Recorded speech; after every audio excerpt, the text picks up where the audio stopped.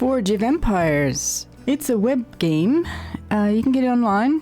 There's no real downloading to it. You just start playing it online and they save it for you.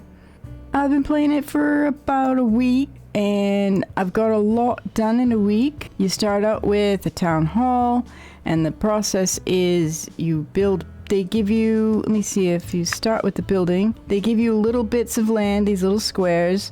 They give you a little bit to start off with, not much, like right around here. And you play the game and you keep accruing more and more of these bits of land. And you're required to put down certain buildings. You need a lot of people to live there. Population. You want houses. It goes through the ages. It starts you off with, a really old age and immediately you get into the Bronze Age. So you have Bronze Age buildings to start with. And this is your little building menu over here. You can choose houses, things that make objects, goods buildings, ebony, beekeeper, jewelry, iron foundation. They go right through the ages. I'm up to the Iron Age. I think I just crossed into the Middle Ages, early Middle Ages. So, but you got your vineyard here from the Bronze Age, lumber mill, stonemason. And then, of course, it increases to limestone masons and weaving mills, your marble. Well, the marble was in bronze, but iron foundry, jewelry producer, ebony, and beekeeper. And that's where I'm about at. And there you get your military buildings. If you open up a military, is a soldier barracks, mounted warriors. I'm up to mounted warriors now. I think that's Middle Ages. They open up one or two of the soldier spots for you, and then you have to pay coins or diamonds to open up the rest. Now, the entire game, it's free to play to start with, but it's almost impossible to keep going without actually paying money for either these building spots to show up or to buy diamonds. And then they have these deals for, packages, army packs, research packs, building packs, and then packs to get rid of ads. When you're online, if you're playing it on a PC, you don't get ads at all. But if you're playing it mobile, you do get ads, and you get benefits from the ads. You get points, you get forge points, or I don't know. I don't think that they've ever given me free diamonds. Maybe at the beginning when I first started playing, they gave me a set of diamonds to start playing with. I only have 30 of those left, so I'm like, really, really frugal with them. But basically, you really do need to pay money for diamonds to keep playing the game as you go. If you want to build something, let me see, say you want to build, I'm trying to find something expensive here. There are some objects that you cannot build without, like this one, the villa. I need 200 diamonds to build the villa, and I can't build it because I don't have 200 diamonds. So if there's objects and stuff like that that you think you want to buy, it really is pay to play. I'll just let you know that. Basically it is. They have a map, and you come here and you research these maps, and then you come here and you can click on a map. You can choose to send your army out to fight them, or you can choose to negotiate and pay all these required items. And this particular place, I happen to have enough items to gain this sector, but I'm not going to pay them because I'm trying to do research. Here's the early Middle Ages. That's where I am. I've researched some of these things. They have this tree that you can research in each land. There's just Stone Age, which was very, very little. I don't think they had much in there, just a tribal community, yeah. And then the Bronze Age. What did we have to do for that? Yep. Spears, stilt houses, wheat, construction, cultivation, thatched houses, growing, woodwork, stuff like that. Then the Iron Age, and they don't let you go to the next age unless you finish completely. But they do give you these little gold areas to show you which will get you through to the most needful things to get to the end. But you have to do all the trees before they allow you to open up the next section, which is fine. The High Middle Ages, I haven't unlocked that yet. Monotheism, counter-strategy, products, alchemy, houses, granary, clearing, chivalry. Then they get the late Middle Ages, Colonial Age, Industrial Age, Progressive Era, Modern Era, and then they keep going up. After the modern, you get postmodern, contemporary, tomorrow, and the future. After the future, you've got Arctic future, oceanic future, virtual future, and space age Mars. Do they have more? Yes, they have more. Space age and asteroid belt. Oh my gosh, I don't know what that is. Space age Venus, Jupiter moon, Titan, hub, a space hub, and the unknown. Who's going to be in the unknown? Yeah, okay, so plenty to keep buying diamonds for your forge points and your diamonds. Now you can have friends. You can search for friends. You don't have to talk to anybody. And then there's guilds. You can join a guild. And once you have friends or neighbors, you can aid them down here. Computer goes through aiding them. Aiding them helps their buildings make money and stuff like that. While we're aiding them, we will click on a few of these houses and collect the money that the houses have made. I don't know why that one isn't. A couple hours for those ones. All our little buildings make things. Like the houses just give you gold at certain times. Now that we have aided our neighbors, we will collect that 2,500 gold. It's not usual, and also a blueprint for the great building Lighthouse of Alexandria. And we will aid other people that's just out there. I forget who they are. I'll show you that in a second. Let me see. Okay, so we've aided people and we get little benefits from that, as you see. Now, people are in my town hall, a tavern, sorry, not a town hall, a tavern. And for them visiting, you get these little silver pieces. Now, the trick with the tavern is you get 4 seats to open up your tavern. But right away, they want you to add more seats because, you know, the more friends that can visit your tavern, the more silver you can collect. Well, I can't think of anything that the silver is really required for other than, maybe boosting. Maybe boosting some activities that will help your army's protection and attack. Coin boost, supply boost, extra turns. Okay, so some of that is activated by a certain amount of gold. But it's a lot of the silver, right? Okay, and they want you to upgrade your table. To upgrade the table, it costs 1,500 silver or 750 diamonds. Now, it's going to take me a long time to get 1,500 silver to upgrade just the table piece. And then you have the dish. If you upgrade the dish, they want you to upgrade that to, it's a wooden tray now, and then you got to get to clay and stone. And then, you know, of course, they promise you more and more and more goods. But it costs you more and more and more resources, silver and whatever, to open those things. But your friends, or whoever's out there on your list, I can't remember what they call them, but neighbors and friends will come and sit here in the people that you've invited to be friends will come and sit here in your tavern, and you earn silver through that. And you help them by choosing on your little thing here to aid them and to sit in their tavern. These are my neighbors. And then you got friends. You know, you can go through your list of friends and send out, so you can send out, let me see, now you can send out friends by choosing these people here and sending them invitations to be friends. You don't really talk to anybody. You can send messages.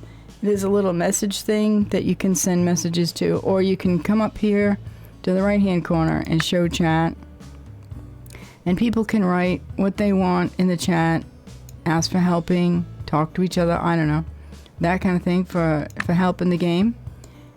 You can even alert people that you have things in the market.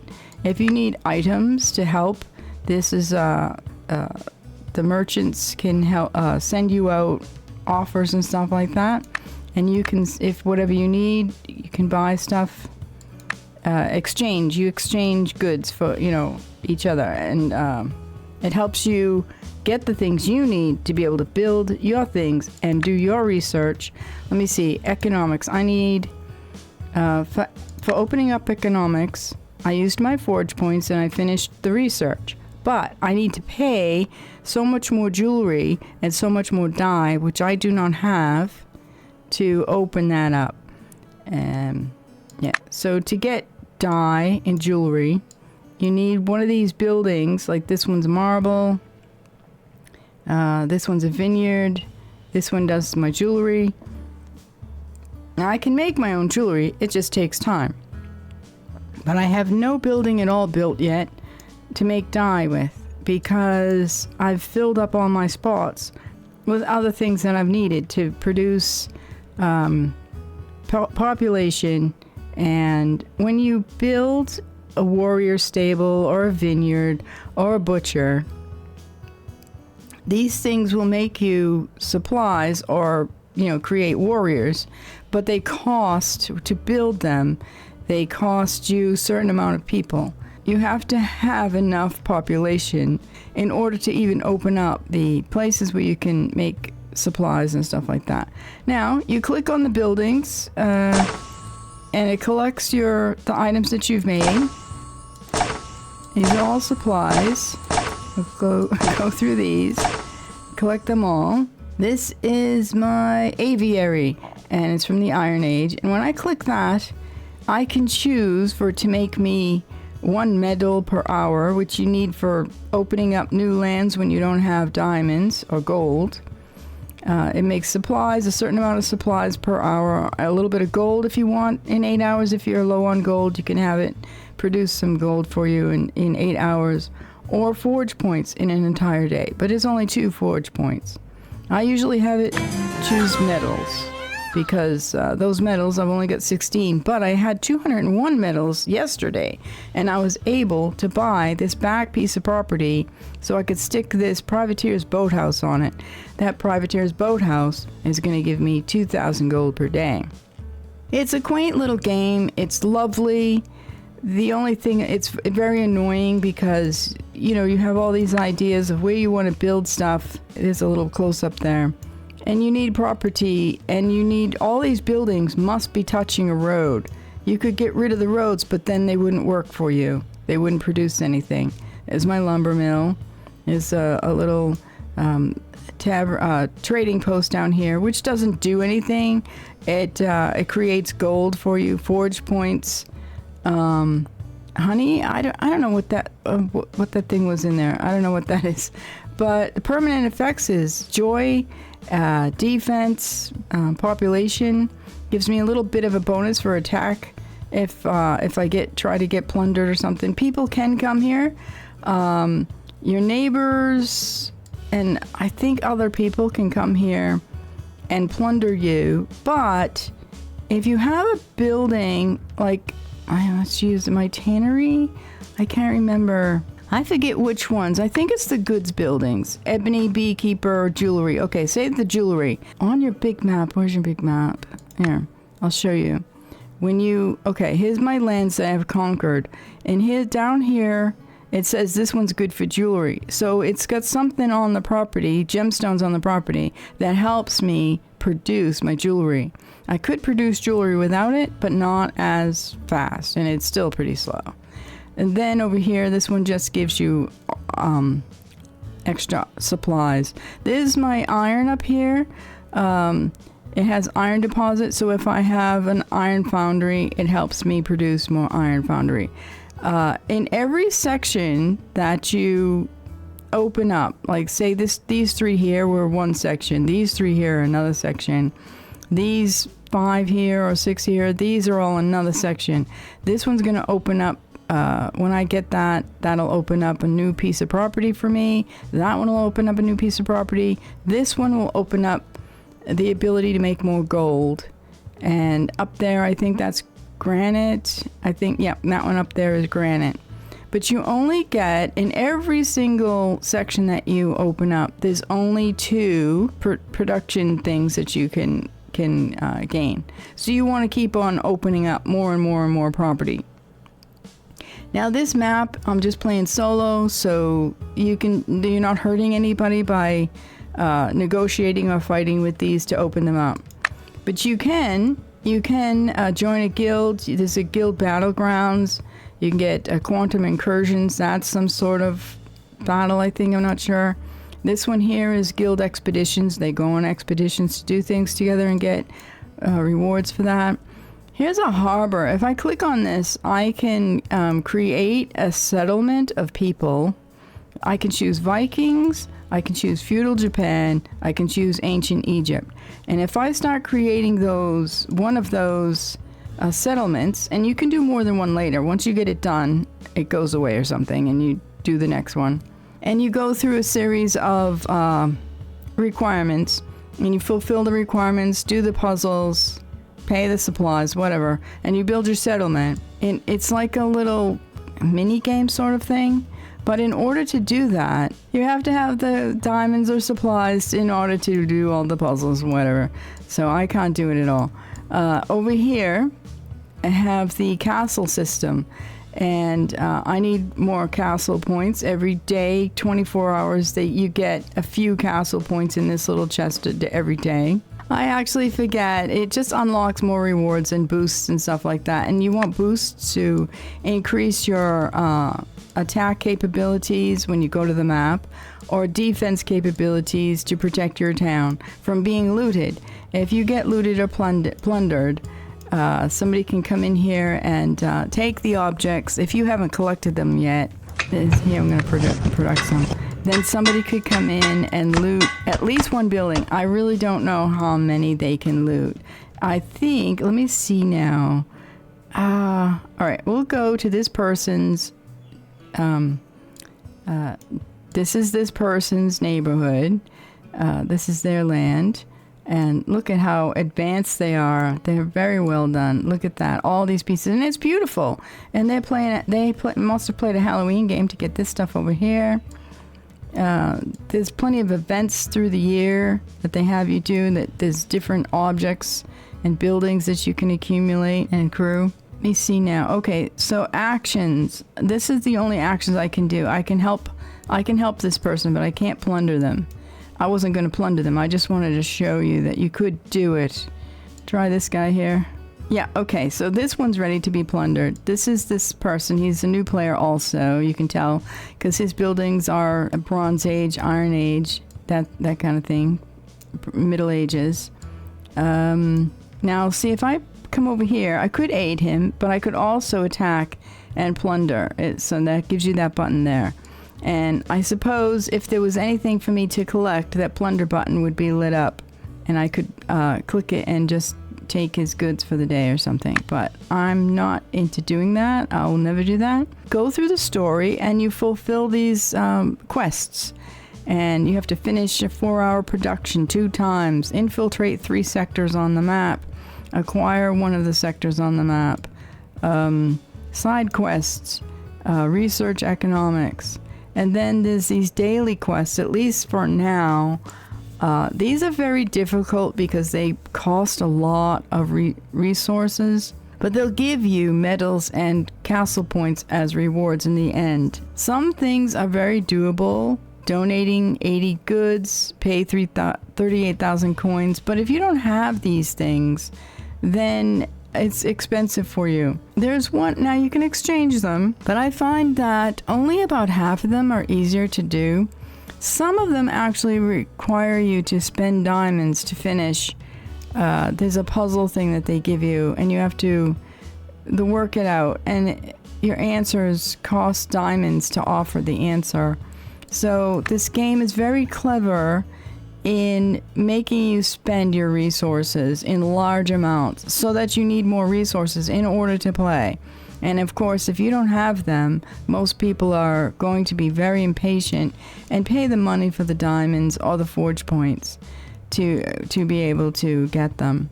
Now, because I'm a new player, I've been able to go through this welcome event for the whole week, and I just finished it last night. I think they have, I'm not sure if they have anything more for me to do, but I've pretty much finished it. And through the event, it was a little board game, I think. Here we go. I'll show it to you. It's a little board game, and you throw the dice. Oh, they want me to pay money to get more dice to diamonds. But you go around the board, and every time you land on something, you get some sort of reward. If you fulfilled the event requirements, like doing other little quests and stuff like that, if you filled them, they gave you this cash. and then the cash is play money, and then you roll the dice with that, and you get rewards. It's a welcome event, and it gives you a lot of this. I got the king and the queen, and I got this land here, and I got this major building, Oracle of Delphi, and you can level these buildings up over time by donating your points to them, your forge points and stuff. Every day you get these forge points, and you also use forge points to open up your you open up and do your research for your buildings and stuff. You do these little events and you get these prizes, and sometimes they unlock certain buildings to be able to build, or you can upgrade these areas, like the trading post can be upgraded. This golden orrery can be upgraded, and whatever benefits you get from it, it increases those benefits over time. Happiness for your people, a certain amount of supplies for the day. Some of them give you gold. What does this one give us? This one gives us gold and forge points and maybe some honey every day. This little wishing well here, that gives you a certain amount of diamonds, metals, forge points, coins, supplies, or goods every day. It gives you a little bit, of stuff every day. So you would like to have a lot of wishing wells. I won that wishing well somehow in one of the early parts of the week when I first joined. And then, of course, once you get stuff built, you click on them and you collect your supplies. And you click them again, and you send them out for so many minutes or, so many minutes or hours, or even a day or two. Okay, back there I got my privateer's boathouse. That was a prize, and that will give me $2,000 a day. Plus, it gives you permanent effects of joy for your people and a certain amount of population. And you can change these buildings out. You can sell them. Let me see now. If you go to the build mode and you go to sell, you can sell the building if you want to. Or you can move the building. You can pick it up and move it around. And it gives you this graph where you can sit things down and stuff. But the thing is everything has to touch the roads. And that's pretty difficult. So technically, it's a great big puzzle of placement, and all the little squares are in a certain direction, left to right, right to left, up and down, different sizes, 2 by 3, 5 by 5, and it makes it really difficult. So you also need a little bit of space to hold them in case when you want to move them around, you want a little bit of empty land, which I've got pretty much everything filled up. So I would actually have to sell my roads and stuff like that to get some free land to move things around with. And then once everything was moved around, I could rebuild the roads. But I think they did just add to the game an ability to hold some of the properties so you can build. All the buildings are really, really cute. Like that's the Legionnaires barracks. And I'm just, yeah. So it's really beautiful. I don't have any complaints about the way the game looks. It's really nice. But you can't turn it around. You can't do anything to the map. This is what you're stuck with. Just this, the only view angle that you have. But the game is really pretty. If you join a guild, if you go on expeditions, you can go out there and fight PvP. You can fight guild per guild, I think, and stuff like that. And you get rewards and points for that too. But, it also comes with dead soldiers and having to rebuild and stuff like that. So it's a nice little building game, but it's going to cost you something if you really play. There's an antiques dealer here. You can, once you research that, you can open up and do a little bit of dealing there. Yeah, also every day they'll have a few little things sitting out here for you to click on, and they will give you a few free gold coins or forge points and stuff like that. But it's really pretty. You need a great deal of patience to play this, and being able to figure out little shapes and fitting shapes in and stuff, and fill in the requirements. But it's really pretty, and it's worth a little bit of a play. It's really pay to play. And that's my overview of Forge of Empires. Thanks for watching.